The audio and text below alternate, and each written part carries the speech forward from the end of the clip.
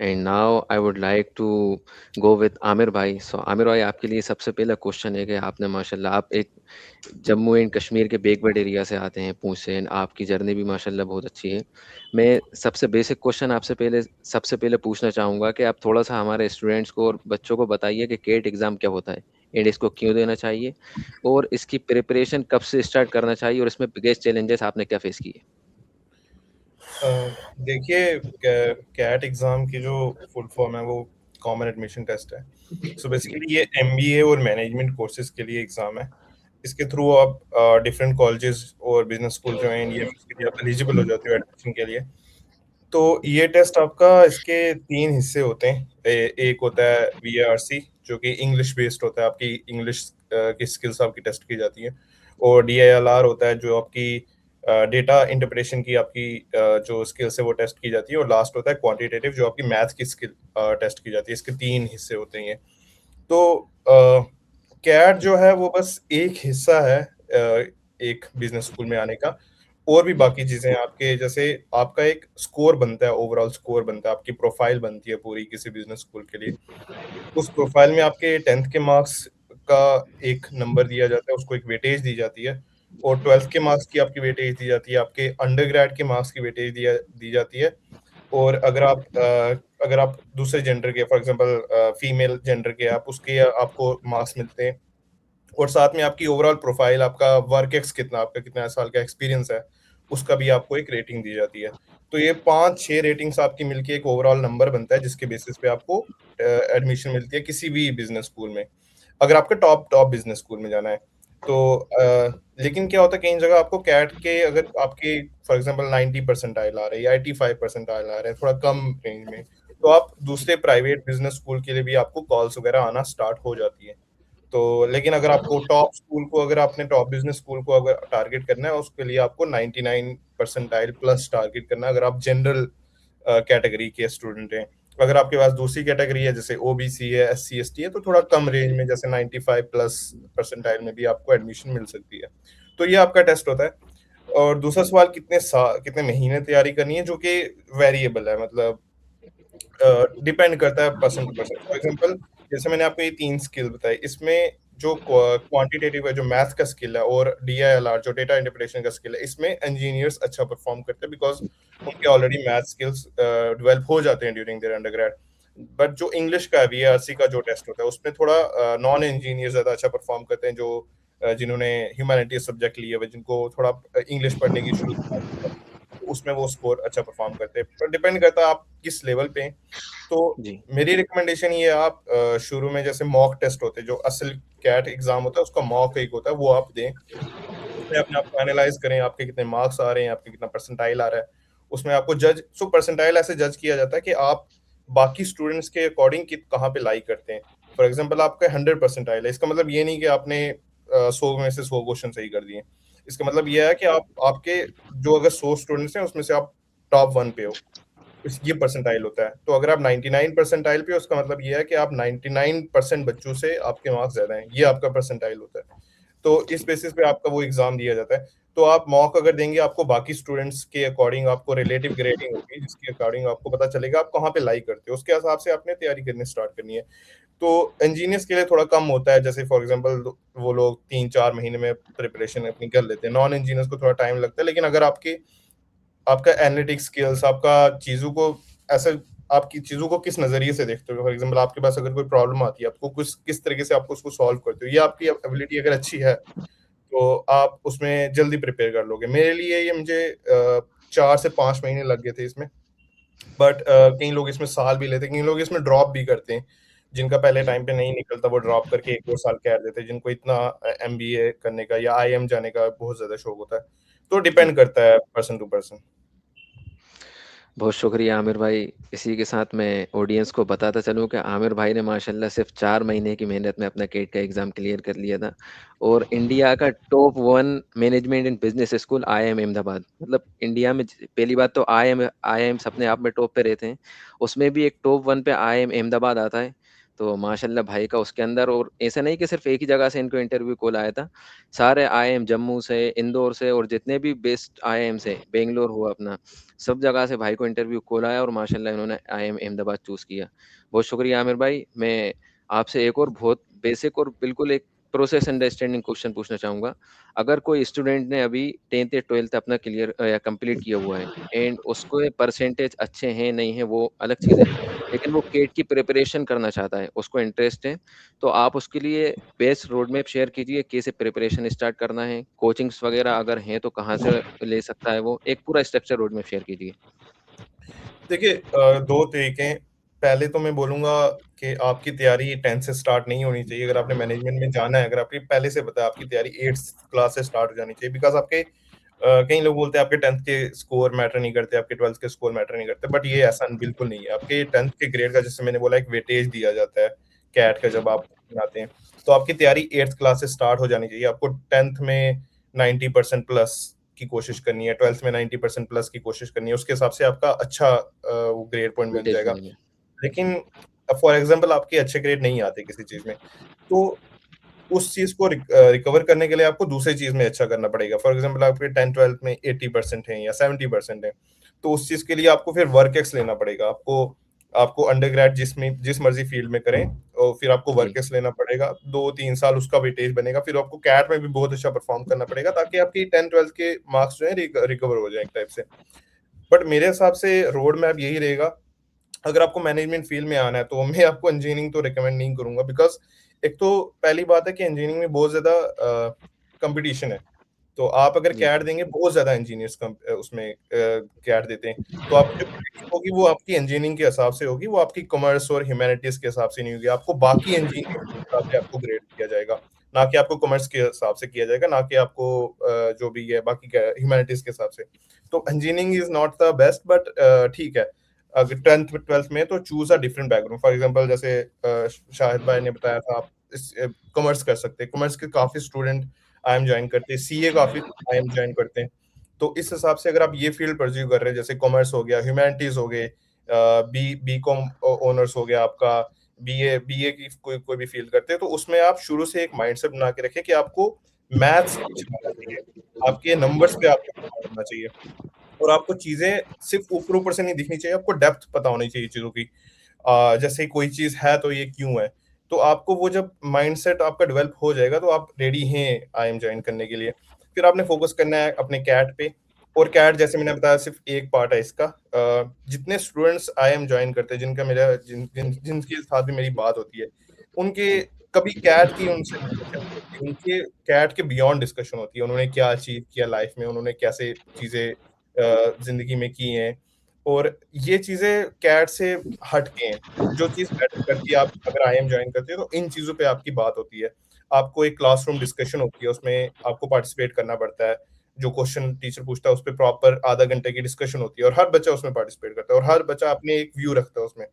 तो मैं यही रिकमेंड करूंगा कि अगर आप उस माइंडसेट से आ रहे हैं कि आपको मैनेजमेंट में जाना है, आपको एक मैनेजर बनना है फाइनली, तो आपको जी, चीजें सिर्फ ऊपर ऊपर से नहीं पता होनी चाहिए, डेप्थ पता होनी चाहिए हर चीज में। जिस चीज के बारे में भी आप जानना चाह रहे हैं, चाहे आप साइंस में, चाहे आप ह्यूमैनिटीज में, तो एक चीज ये, और आप पढ़ने की आदत होनी चाहिए, बिकॉज इंग्लिश आपका है तो रीडिंग कम्प्रिहेंशन आपकी स्ट्रांग होनी चाहिए। आप बुक्स पढ़ सकते हैं, आप न्यूज़पेपर पढ़ने की आदत करिए। द हिंदू न्यूज़पेपर एक बहुत बहुत अच्छा न्यूज़पेपर है। मैं तो हर जो, चाहे आप मैनेजमेंट में है चाहे नहीं है, मैं तो रिकमेंड यही करूंगा कि आप डेली द हिंदू न्यूज़पेपर पढ़ें। और उसके अलावा आप अपना जितना पजल सॉल्व कर सकते हैं वो करें। मैथ्स पे आपका कमांड होना चाहिए। तो ये 3 चीजें हैं जिसकी वजह से आपका कैट निकलेगा। बाकी इंजीनियरिंग छोड़ के आप बाकी फील्ड्स भी आप एक्सप्लोर कर सकते हैं कमर्स में भी। क्योंकि जो सब्जेक्ट है वो इकोनॉमिक्स वगैरह लगते हैं, फाइनेंस के बहुत ज्यादा सब्जेक्ट लगते हैं, तो इन सब्जेक्ट्स पे कॉमर्स स्टूडेंट्स की काफी ज्यादा मास्टरी होती है। इन सब्जेक्ट में कॉमर्स के स्टूडेंट्स काफी ज्यादा अच्छा परफॉर्म करते हैं। अगर आपका ये बैकग्राउंड है, इकोनॉमिक्स बैकग्राउंड है, तो इसमें आप अच्छा परफॉर्म करेंगे, और कंपटीशन भी कैट में आपका कम रहेगा। तो मेरा यही रिकमेंडेशन। जी, बहुत शुक्रिया माशाल्लाह, बहुत अच्छे गोल्डन वर्ड्स और बिल्कुल स्पेसिफिक थिंग्स आपने शेयर की। मेरा अगला क्वेश्चन आपसे ये है कि अगर कोई बच्चा ऐसा है, देखिए एआई का ज़माना चल रहा है, तो मेरा जनरल क्वेश्चन आपसे ये है कि how AI is reshaping our industries, like all industries, software engineering की industry हो या MBA या analytics की हो, and if anyone is interested to go with AI and learn about robotics and AI all things, so उसको उसके लिए क्या रोड मैप आप शेयर करना चाहेंगे? देखिए एआई पूरी तरह से आपकी जॉब अपॉर्चुनिटीज को रीशेप करने वाला है। इस चीज को आप एज अ वार्निंग समझो या इस चीज को आप एज अ गाइडेंस समझो। आपकी जो डेटा एनालिटिक्स वाली फील्ड है, आपकी जो एक्सेल वाली फील्ड है, ये सारी टेक ओवर होने वाली है। ये आज आप देख लें कि मैं क्लाउड यूज करता हूँ और क्लाउड एक्सेल बनाता है, क्लाउड आपका पीपीटी बनाता है, क्लाउड आपका वर्ड डॉक्यूमेंट बनाता है। वो जी, सारी चीजें जो रिडंडेंट जॉब हम बोलते हैं जिसको, ये सारी आज एआई टेक ओवर करने वाला है। आज आपके लिए मेन ये चीज है, आपको वो चीजें करनी पड़ेंगी जो एआई नहीं कर पा रहा, जो क्या थिंकिंग एबिलिटी। अगर आप सोच सकते हैं beyond just Excel number, beyond just number which is just on the paper, ठीक है, तब तब आपकी वैल्यू है मार्केट में। अगर आप वो जॉब कर रहे हैं जो कर सकता है, जैसे मैथ्स आपको आता है, ये सब आते हैं, ये स्किल अच्छे हैं, मतलब गुड फॉर, ये skill is what lead you to thinking ability. But thinking ability is something that will keep keep up. I mean आप रिकमेंडेशन मांगो एआई से, वो भी आपको रिकमेंडेशन दे देगा। बट कई चीजें जो आप एज अ ह्यूमन सोच सकते हो, जो एआई नहीं सोच सकता, तो उसके लिए आपको वो एबिलिटी डेवलप करनी पड़ेगी बियॉन्ड जस्ट जो आपके नॉर्मल स्किल्स हैं, जैसे एक्सेल वगैरह हो गया। तो ये आपकी टोटली रीशेप करने वाली है। इस चीज में मेरी सीनियर से बहुत ज्यादा बात होती है, ये हमारे काम में बहुत ज्यादा यूज होता है, ये हमारे इस पे एमबीए में बहुत ज्यादा यूज होता है। तो हमारे पास इसका यही वैल्यू है कि अपने आप को ऐसा रीशेप करो जिसकी वजह से आपकी जो एबिलिटी है to strategize something, to recommend something, is goes beyond just AI. ठीक है, वो मैं आपको रिकमेंड करूंगा एज अ। और अगर आपने as a field AI choose करनी है, मतलब मुझे ये समझ में आ रहा है कि आप एआई बनाना चाहते हैं, तो वो भी एक अच्छी फील्ड है। मतलब अगर आप एआई बना सकते हैं, that means you are adding value to AI. But आगे जाके ऐसा भी हो सकता है कि एआई ही एआई बना रहा है। तो वो मैं आपको रिकमेंड करूंगा कि रोबोटिक्स और एआई फील्ड में अगर आप बहुत ज्यादा वैल्यू कर रहे हैं, तो साथ साथ में दूसरी स्किल भी आप सीखते रहे, जिस वजह से ऐसा ना हो कि कल को एआई ही एआई बना रहा है और आपकी जॉब नहीं रह रही। तो ये एक चीज है जिसके बारे में आपको थोड़ा सा सतर्क रहना है। जी, बिल्कुल, बहुत अच्छे वर्ड्स आपने शेयर किए और इस चीज़ से तो मैं भी रिलेट कर पा रहा हूँ क्योंकि हम लोग देख रहे हैं क्लाउड का तो आज में पूरे में मतलब क्लाउड ही चल रहा है। जो काम एक एनालिस्ट बैठ के अपना मतलब 4 आवर्स में या 6 आवर्स में कंप्लीट करता था, आप एमसीबी सर्वर से उसको कलेक्ट कीजिए, वो आपको आधे घंटे में पूरा का पूरा काम करके दे देगा आपको। तो इस चीज़ के बिल्कुल लिए स्टूडेंट्स को थोड़ा-सा रहना चाहिए, अपने आप को अपस्किल करना चाहिए इस चीज़ में। ठीक है बिल्कुल। आमिर भाई, बहुत शुक्रिया। इंशाल्लाह एक और वन लास्ट क्वेश्चन आपसे रिगार्डिंग जॉब हंटिंग। तो बहुत सारे हमारे स्टूडेंट्स हैं सॉरी जो sorry for graduation. Interruption sorry जी फॉर जी इंटरप्शन। आप लोग तो टेक्निकल फील्ड्स में हैं, डेटा में हैं, एआई में हैं। मैं मदरसे के अंदर हूँ and I am working as a English teacher and trainer. और मैं पूरा डिपार्टमेंट संभालता हूँ। I use Excel, I use Word और जो भी माइक्रोसॉफ्ट के सॉफ्टवेयर्स हैं। इसमें मैं आपको बताता चलूँ, मेरा ऑलमोस्ट काम एआई से मैं करवाता हूँ। मुझे कोई वीडियो का वो करना है तो नोटबुक कह लें, जो भी जो टूल्स हैं। तो एज एन एजुकेटर भी एआई कैन हेल्प मी। लेकिन जो आपने पॉइंट रखा ना कि एआई कैन नॉट थिंक, ये इंपॉर्टेंट है कि भाई आप सोचने वाले बने, जो लोग सोचते हैं वही आगे बढ़ते हैं। जज़ाकल्लाह खैर। ये कंटिन्यू। जी। तो जॉब हंटिंग के रिगार्डिंग मेरा अगला क्वेश्चन है आपसे। बहुत सारे स्टूडेंट्स हैं जो ग्रेजुएशन परस्यू कर रहे हैं, बीटेक में है या एमबीए या बीबीए, इन कैंपस प्लेसमेंट्स के लिए वो लोग वेट कर रहे हैं या अच्छी कंपनीज नहीं आ पा रही हैं। तो आप माशाल्लाह एक अच्छे बैकग्राउंड से आते हैं, बेन एंड कंपनी में आपने काम किया हुआ है, अच्छे स्टार्टअप्स में और अभी एक्सेंचर में। तो एक स्टूडेंट को एक जॉब पिक करने के लिए या फिर एक जॉब लेने के लिए उसको क्या प्रोसेस फॉलो करना चाहिए? How to optimize resumes, how to optimize LinkedIn profiles, और जो जॉब पोर्टल्स हैं उसमें अपडेटेड कैसे रहना चाहिए? तो उसका थोड़ा सा बताइए। देखिए, how to optimize resume is a very big topic. मतलब इसके ऊपर एक सेशन बन सकता है ऑलमोस्ट 1 घंटे का, हाउ टू ऑप्टिमाइज। हमें तो एमबीए में ऑलमोस्ट 3 महीने लगा के हमें रेज्यूमे बनाना सिखाते हैं, कि 3 महीने आपको प्रॉपर गाइड करते हैं कि रेज्यूमे कैसे बनाते हैं। तो खैर, जी बट मैं इसको शॉर्ट शॉर्ट में रखूंगा। देखिए, जॉब अपॉर्चुनिटीज में आपके पास दो चीजें आ जाती हैं, एक होता है आपका स्किल बेस्ड होता है और एक होता है आपके पास वैल्यू बेस्ड। ठीक है, स्किल बेस्ड आपके पास आते हैं, आप कौन कौन सा स्किल लेके आ रहे हो अपने साथ। आपको ठीक है, आपको जैसे मिर्जा भाई ने बताया, आपके पास एक्सेल आता है, आपको आपको वर्ड डॉक्यूमेंट आता है, आपको वो सब आता है, उसके लिए आपके पास कोर्सेज आते हैं। Skill based job are necessary, ठीक है, but what is necessary is what value can you add, ठीक है। वैल्यू इज समथिंग, जब तक आप इम्पैक्ट नहीं शो कर रहे अपने जॉब में, impact is something very important. So impact is what are you changing for a business, what are you changing for a company, ठीक है। वो जब तक आप नहीं कर पा रहे हो तब तक स्किल्स वोंट मैटर। आप कंपनी में जाके ये नहीं बोल सकते कि मुझे एक्सेल आता है। आप कंपनी में जाके ये बोलोगे एक्सेल के थ्रू मैं आपकी कंपनी के कितने प्रॉफिट इंक्रीज करूंगा, ठीक है, आपके लिए कितना कॉस्ट रिड्यूस करूंगा, आपके लिए क्या क्या चीजें ऑप्टिमाइज करूंगा। आपको ये इंपॉर्टेंट है, वैल्यू बेस्ड। दूसरी चीज है साथ में ब्रांड इमेज। आपके साथ कौन सी ब्रांड इमेज अटैच है। अगर आपके साथ अच्छा ब्रांड इमेज है, फॉर एग्जांपल एनआईटी हो गया, आईआईटी हो गया, आईआईएम हो गया, या कोई कंपनी बड़ी कंपनी है जैसे टाटा की बड़ी कंपनी है, जो भी अच्छी कंपनी से अगर आपके साथ वो अटैच है, तो वो आपकी ब्रांड इमेज से आपकी वैल्यू खुद इंक्रीज होगी, क्योंकि उनको पता है ये बंदे ने उस फील्ड में काम किया हुआ है, उस जगह काम किया हुआ है, उस जगह से पढ़ा हुआ है जहाँ पे ऑलरेडी काफी कॉम्पिटिटिव माहौल है। ये तीन चीजें हैं जो आपकी डिटरमाइन करती है आपको कौन सी जॉब मिलने वाली है। सो स्किल और नेसेसरी, वाई स्किल और नेसेसरी, अगेन मैं उस पर दोबारा आऊंगा कि क्योंकि आप सिर्फ ये नहीं बोल सकते कि मैं आपकी कंपनी में वैल्यू ऐड करूंगा, मैं आपकी कंपनी में इम्पैक्ट करूंगा। आपको ये बताना है कि कैसे करूंगा। हाँ, मुझे एक्सेल बेशक। आता है, एक्सेल से मैं ये करूंगा और मैं करूंगा, ठीक है। तो ये आपने जी, ये तीन चीजें इंपॉर्टेंट दिमाग में रखनी है, ब्रांड इमेज, स्किल्स और value that you can add to a firm to get a job there. तो ये चीजें, जॉब मार्केट काफी ब्रूटल है, बहुत ज्यादा ब्रूटल है, कई जॉब कट होने वाले हैं आपकी यही की वजह से। तो अपने आप को आप हमेशा रीस्किल करना है। आपने रीस्किल इन व्हाट वे, आपको देखना है कि किस बिजनेस में आपको कहाँ कहाँ कौन कौन सा स्किल चाहिए अभी, और उस चीज में आप क्या क्या बेटर कर सकते हो, अपने आप को कैसे डेवलप कर सकते हो। Take your time. आप लॉजिकल रीजनिंग की अपनी थिंकिंग एबिलिटी को शार्प करने के कोर्सेज हैं जो आप कर सकते हो। बट कोर्सेज ऐसा मत आप करो कि यूडेमी और कोर्सेरा से आप कोर्स कर रहे हो अपने रेज्यूमे में डालने के लिए, क्योंकि वो कोर्स आजकल हर कोई कर रहा है। तो मैं यही करूंगा, वो मत करो जो आप हर कोई कर रहा है, बिकॉज ऑलरेडी जॉब मार्केट बहुत ब्रूटल है। तो आपको वो चीज अगर आपने सीखने के लिए करना है, सो दैट्स व्हाट इम्पोर्टेंट। आप ये मत बोलो कि मुझे अपना रेज्यूमे फिल करना है, रेज्यूमे में डाल देते कि हाँ मैंने डेटा एनालिटिक्स का कोर्स किया, बिजनेस एनालिटिक्स, कोई उस चीज का कोई फायदा नहीं होने वाला, सर्टिफिकेशन का कोई फायदा नहीं होने वाला। उस चीज का वही फायदा है जहाँ पे आपको आपको स्किल सीखने को मिल रही है। हाँ, आपको एक्सेल नहीं आता, आप एक्सेल सीखो, यूडेमी पे कोर्स करो, ठीक है, अच्छी बात है, बट उसको रेज्यूमे में डालने का कोई फायदा नहीं। रेज्यूमे में आपको क्या चीज डालनी है, रेज्यूमे में आपने डालना है कि आप क्या क्या इम्पैक्ट कर चुके हो, क्या क्या चीजें आपने चेंज की हैं। 10th में आप अगर थे, आपने अपने स्कूल में क्या क्या किया है, डिबेट कंपटीशन किया है, क्विज कंपटीशन किया, केस कंपटीशन किया, क्या क्या चीजें आपने चेंज की हैं, तो वो आपने रिज्यूमे में डालना है, जिसकी वजह से आपका रिज्यूमे हैवी लगे। और रिज्यूमे में आपने एक और चीज डालनी है, वो है numbers. Numbers is something that determine the weightage of your resume.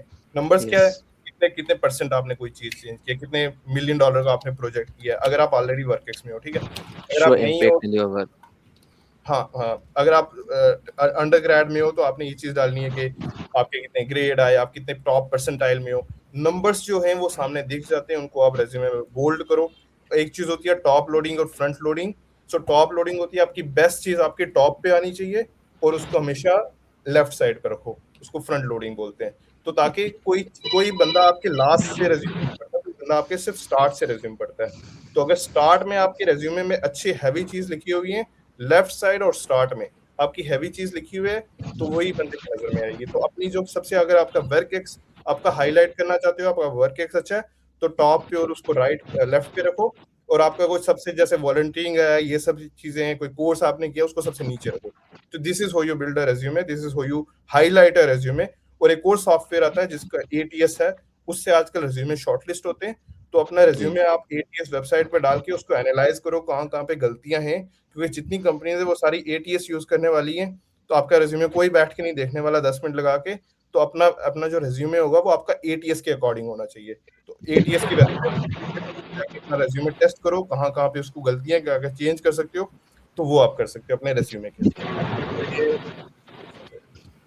बिल्कुल, बहुत अच्छी बात कही आमिर भाई ने कि स्किल डेवलप करना ही है, बट आप how are you adding value to the company, this is matters.